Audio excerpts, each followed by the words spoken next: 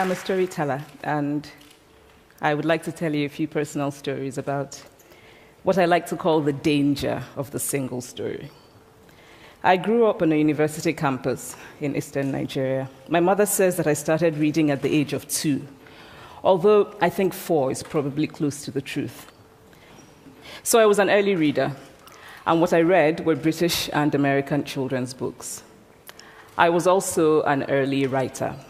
And when I began to write at about the age of 7, stories in pencil with crayon illustrations that my poor mother was obligated to read, I wrote exactly the kinds of stories I was reading. All my characters were white and blue-eyed. They played in the snow. They ate apples. And they talked a lot about the weather, how lovely it was that the sun had come out.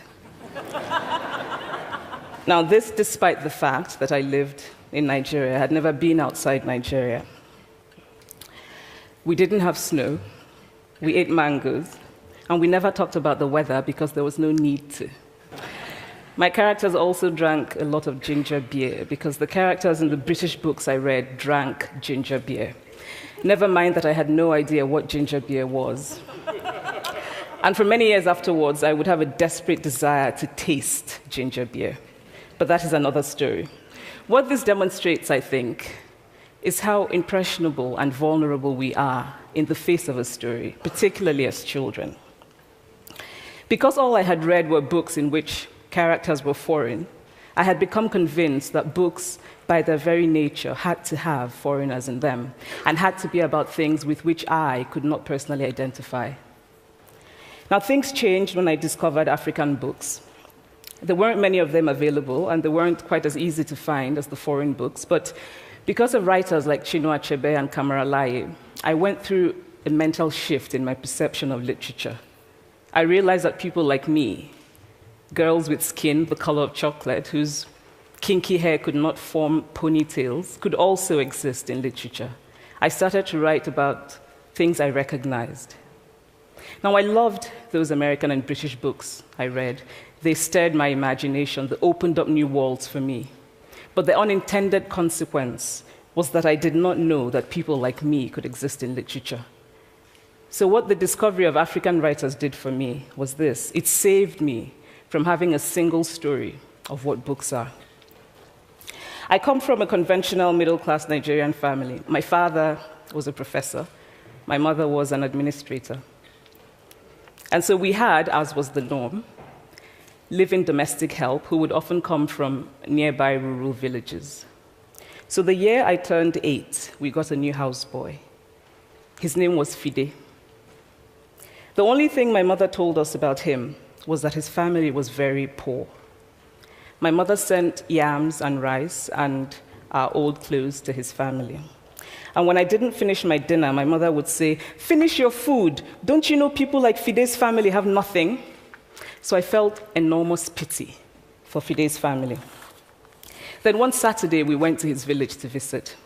And his mother showed us a beautifully patterned basket made of dyed raffia that his brother had made. I was startled. It had not occurred to me that anybody in his family could actually make something. All I had heard about them was how poor they were, so that it had become impossible for me to see them as anything else but poor. Their poverty was my single story of them. Years later, I thought about this when I left Nigeria to go to university in the United States. I was 19. My American roommate was shocked by me. She asked where I had learned to speak English so well and was confused when I said that Nigeria happened to have English as its official language. She asked if she could listen to what she called my tribal music, and was consequently very disappointed when I produced my tape of Mariah Carey. She assumed that I did not know how to use a stove.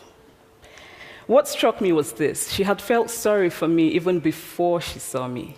Her default position toward me, as an African, was a kind of patronizing, well-meaning pity. My roommate had a single story of Africa, a single story of catastrophe. In this single story, there was no possibility of Africans being similar to her in any way, no possibility of feelings more complex than pity, no possibility of a connection as human equals. I must say that before I went to the US, I didn't consciously identify as African. But in the US, whenever Africa came up, people turned to me, never mind that I knew nothing about places like Namibia.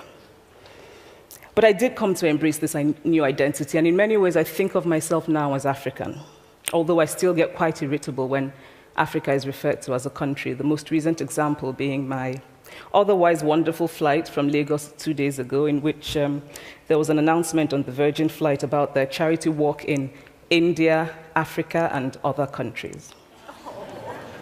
So after I had spent some years in the US as an African, I began to understand my roommate's response to me. If I had not grown up in Nigeria, and if all I knew about Africa were from popular images, I too would think that Africa was a place of beautiful landscapes, beautiful animals, and incomprehensible people fighting senseless wars, dying of poverty and AIDS, unable to speak for themselves, and waiting to be saved by a kind white foreigner. I would see Africans in the same way that I, as a child, had seen Fide's family. This single story of Africa ultimately comes, I think, from Western literature. Now, here's a quote from the writing of a London merchant called John Locke, who sailed to West Africa in 1561 and kept a fascinating account of his voyage. After referring to the black Africans as beasts who have no houses, he writes, "They are also people without heads, having their mouths and eyes in their breasts." Now, I've laughed every time I've read this, and one must admire the imagination of John Locke. But what is important about his writing is that it represents the beginning of a tradition of telling African stories in the West, a tradition of sub-Saharan Africa as a place of negatives, of difference, of darkness, of people who, in the words of the wonderful poet Rudyard Kipling, are half devil, half child. And so I began to realize that my American roommate must have, throughout her life, seen and heard different versions of this single story. As had a professor who once told me that my novel was not authentically African. Now, I was quite willing to contend that there were a number of things wrong with the novel, that it had failed in a number of places, but I had not quite imagined that it had failed at achieving something called African authenticity. In fact, I did not know what African authenticity was. The professor told me that my characters were too much like him, an educated and middle-class man. My characters drove cars. They were not starving. Therefore, they were not authentically African. But I must quickly add that I, too, am just as guilty on the question of the single story. A few years ago, I visited Mexico from the US. The political climate in the US at the time was tense, and there were debates going on about immigration. And, as often happens in America, immigration became synonymous with Mexicans. There were endless stories of Mexicans as people who were fleecing the healthcare system, sneaking across the border, being arrested at the border, that sort of thing. I remember walking around on my first day in Guadalajara, watching the people going to work, rolling up tortillas in the marketplace, smoking, laughing. I remember first feeling slight surprise, and then I was overwhelmed with shame. I realized that I had been so immersed in the media coverage of Mexicans that they had become one thing in my mind, the abject immigrant. I had bought into the single story of Mexicans, and I could not have been more ashamed of myself. So that is how to create a single story. Show a people as one thing, as only one thing, over and over again, and that is what they become. It is impossible to talk about the single story without talking about power. There is a word, an Igbo word, that I think about whenever I think about the power structures of the world, and it is nkali. It's a noun that loosely translates to be greater than another. Like our economic and political worlds, stories too are defined by the principle of nkali. How they are told, who tells them, when they are told, how many stories are told, are really dependent on power. Power is the ability not just to tell the story of another person, but to make it the definitive story of that person. The Palestinian poet Mourid Barghouti writes that if you want to dispossess a people, the simplest way to do it is to tell their story and to start with secondly. Start the story with the arrows of the Native Americans and not with the arrival of the British, and you have an entirely different story. Start the story with the failure of the African state and not with the colonial creation of the African state, and you have an entirely different story. I recently spoke at a university where a student told me that it was such a shame that Nigerian men were physical abusers like the father character in my novel. I told him that I had just read a novel called American Psycho, and that it was such a shame that young Americans were serial murderers. Now,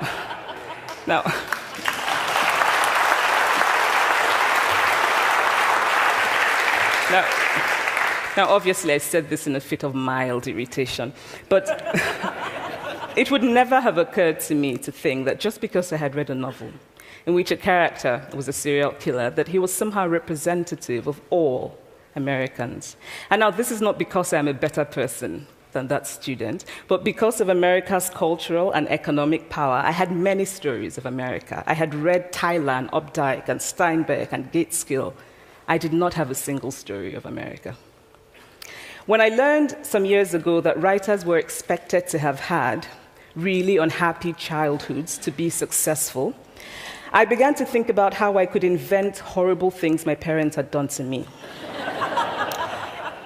But the truth is that I had a very happy childhood, full of laughter and love, in a very close-knit family. But I also had grandfathers who died in refugee camps. My cousin, Polly, died because he could not get adequate health care. One of my closest friends, Okoloma, died in a plane crash because our fire trucks did not have water. I grew up under repressive military governments that devalued education so that sometimes my parents were not paid their salaries. And so as a child, I saw jam disappear from the breakfast table. Then margarine disappeared. Then bread became too expensive. Then milk became rationed. And most of all, a kind of normalized political fear invaded our lives. All of these stories make me who I am.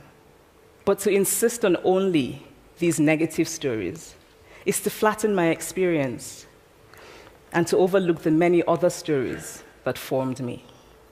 The single story creates stereotypes, and the problem with stereotypes is not that they are untrue, but that they are incomplete. They make one story become the only story. Of course, Africa is a continent full of catastrophes, the immense ones, such as the horrific rapes in Congo, and depressing ones, such as the fact that 5,000 people apply for one job vacancy in Nigeria.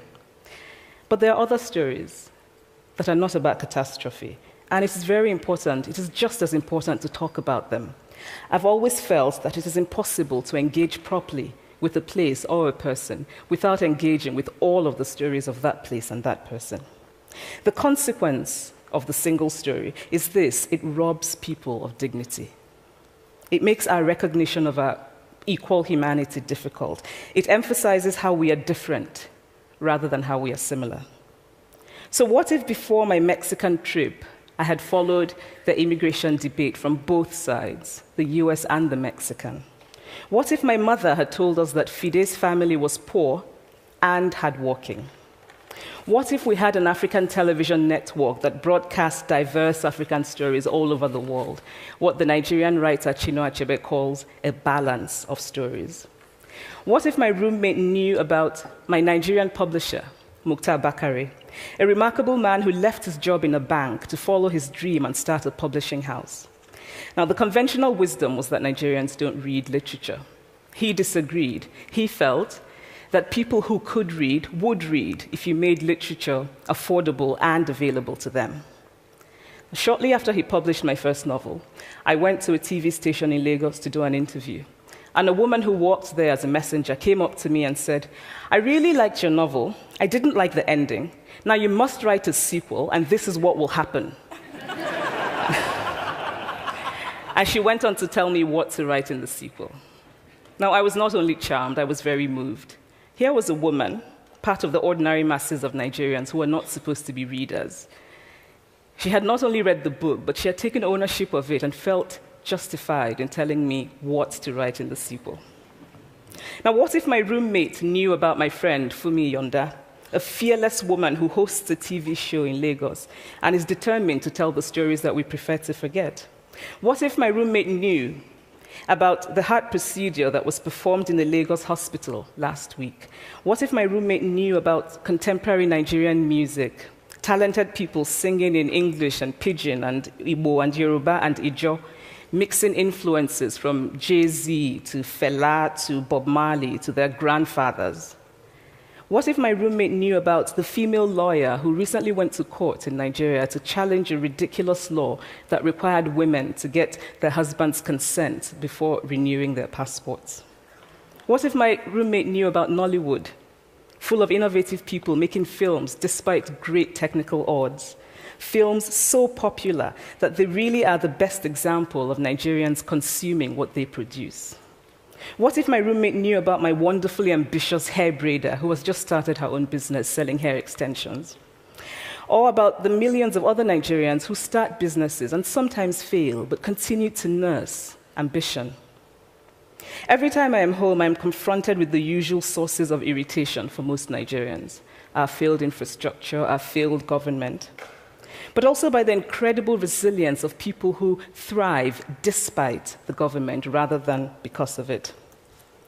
I teach writing workshops in Lagos every summer, and it is amazing to me how many people apply, how many people are eager to write, to tell stories. My Nigerian publisher and I have just started a nonprofit called Farafina Trust, and we have big dreams of building libraries and refurbishing libraries that already exist and providing books for state schools that don't have anything in their libraries, and also of organizing lots and lots of workshops on reading and writing for all the people who are eager to tell our many stories. Stories matter. Many stories matter. Stories have been used to dispossess and to malign, but stories can also be used to empower and to humanize. Stories can break the dignity of a people, but stories can also repair that broken dignity. The American writer Alice Walker wrote this about her southern relatives who had moved to the north, and she introduced them to a book about the southern life that they had left behind. They sat around reading the book themselves, listening to me read the book, and the kind of paradise was regained. I would like to end with this thought, that when we reject the single story, when we realize that there is never a single story about any place, we regain a kind of paradise. Thank you.